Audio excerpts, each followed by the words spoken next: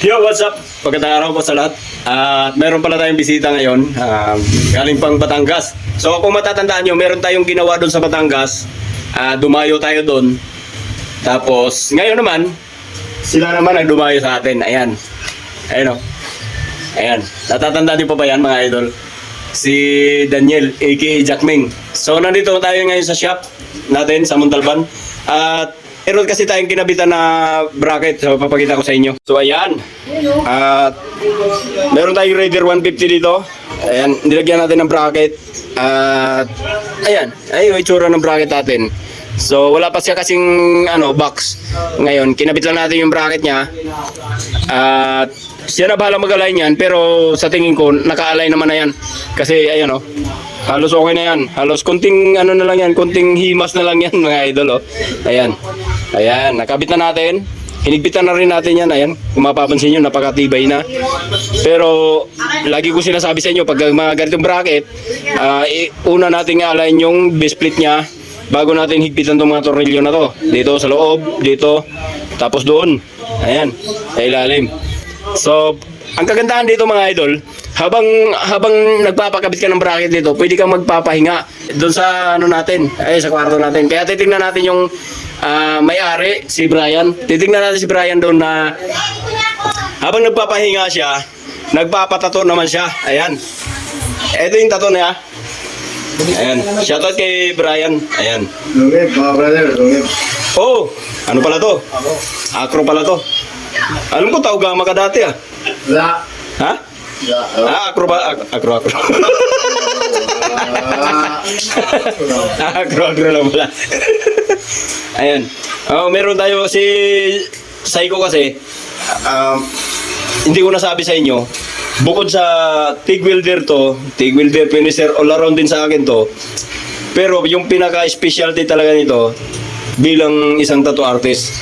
Kaya kung titignan natin yung pattern, ayan. Ayan yung pattern niya. Ano tawag sa pattern niya, mate? Stencil no? Ha? Stencil. Hindi, yung drawing kung ano. Ano ba yun? Bungo na may flowers na gano'n. Oo, parang ganun.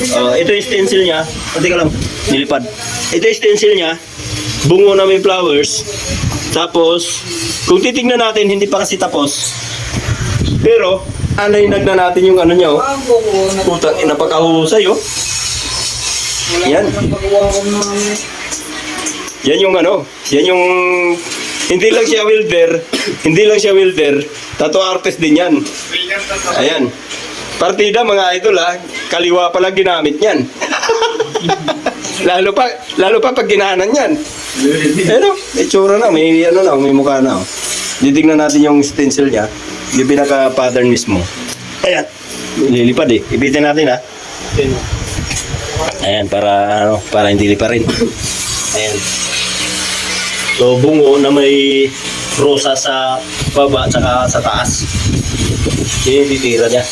Ngayon, itong tattoo niya pala na to, ni Brian, kumbaga bukas pa matatapos to kasi yung project na yung full sleeve yan. Hanggang dito sa balikat yan. Asan na yung isa? Wala pa naman Wala pa? Agaw pa design. Wala pa? Okay. Pero ito, hindi mo na hindi mo na ipagalaw. Lungib, Tama na yan. brother. Oh. Overnight kami sa no. Yan. Lungib. Tatlo. Yan yung tropa natin. Yan yung brand natin. Ayan Malupit yan. Dumayo pa mula Batangas. Ayaw ko biyahe ko. Batangas. Montalban. Montalban. Batangas City pa yan. Batangas City pa yan. Yan. Pero dinayo niya kami dito. Ayan. Tibay niyan. Tibay yung tropa na yan Shoutout sa mga dyan. Shoutout sa mga Acro. Alpha Caparo. Ayan. Lungib, tatlo. Long live mga bro. Yan. Alpha Caparo. Yan. Shoutout sa'yo. Ikaw, tol, anong grupo mo? Guardian. Guardian ka ba? Sa Patingin. Oo nga. Ayos yan. So yun yung update natin ngayon. Dito tayo ngayon sa shop sa Montalban. At dinayo tayo dito ng mga taga Batangas. Ayan. Shoutout sa mga shoutout nga pala sa mga lahat ng mga taga lahat ng mga ano yan? Hindi ko maintindihan. Akro. Alpaca aparo. Yan. Lilip. Yan. Paano ba yung lid? Paano yung Yan lid? ano? Lilip. Yan ano? Ganun. Ganon. Ganyan. Ganyan ba? Yan. Lilip. Yan. Yan. Shout out mga idol. Ayan. Lumit. Alpaca aparo. Yung guardian paano yun? Ha? Yung guardian paano? Ganon. Ganyan lang. Kumbaga parasuhan talaga. Duterte. Ganon. Duterte. Yung lid. Yung alam ko kasi ganon lang eh. Ganon lang. Ganyan lang alam ko. Yun. Sa mga nakakaalam nito, alam nyo na. Okay, maraming salamat.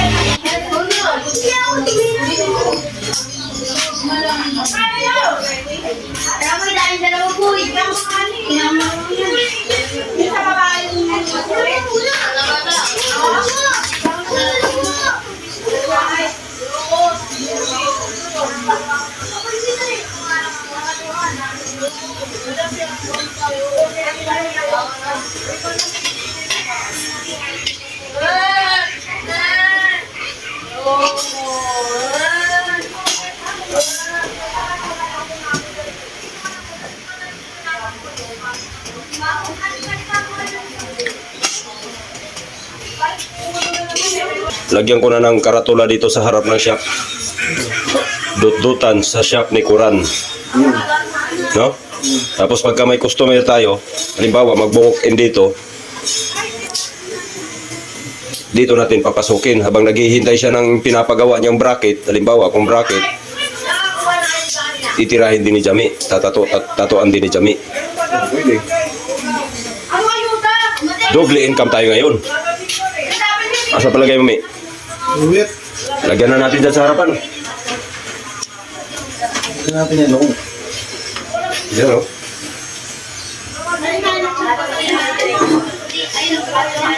Yan, ito na yung bago nating combination. Welding shop at tattoo shop. Kasi yung welder natin, hindi lang basta welder, tattoo artist din. Ayan. So ang kagandahan dito mga kabakal, mga idol, murang-mura lang ang tattoo dito. Hindi katulad nung iba na talagang sa ganyang kalaki, may magkano na kaya yan sa yung totoong singilan. Ito. Halimbawa, ito lang, ito. Ito. Oh, ito lang, ito. 12, mga ganun. 12? 12 Oh, hours, diba? Tapos mga ganito. 15. Depende yun sa usapan, depende rin sa design. 12. Tapos ito, halimbawa, ito, mula dito pataas. Yung mga 15 pataas siguro yung mga ganun.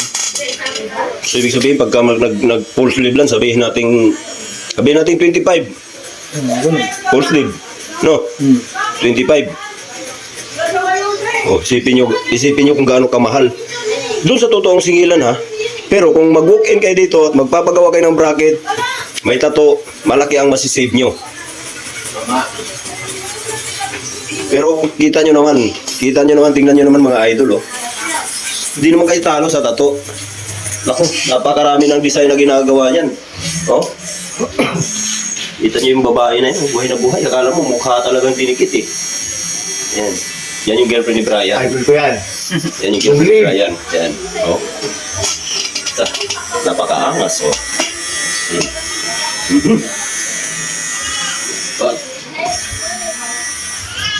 Kaya ano pa hinihintay nyo mga idol? Mag-walk-in na kayo dito sa shop namin. Ayan, oh. Yun. Pag tinignan mo yung shop namin, talagang wala siyang dating sa harapan, oh, kasi welding shop nga. Pero pag nandito kayo sa loob ng tattoo shop namin, ito yung itsura niya. Ayan. Yan yung itsura niya. Ayan. Fully air condition tayo. Ayan. Kasi habang gumagawa ako doon, nagwe-welding ako doon, nagka-cutting ako doon, nagka-grind ako doon. So, makakaiwas tayo sa alikabok habang nagtatato dito. Kaya naka-aircon tayo. Ayan. CR tayo dyan. Okay, kumpleto dito. Kaya mag-okay na kayo.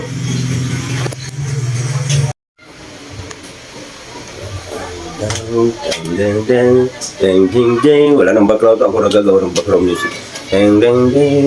Kumusta ka, aking mahal? Sana ay nasa mabuti ka. Iyan, pakalupit. Oh. Saan ka pa?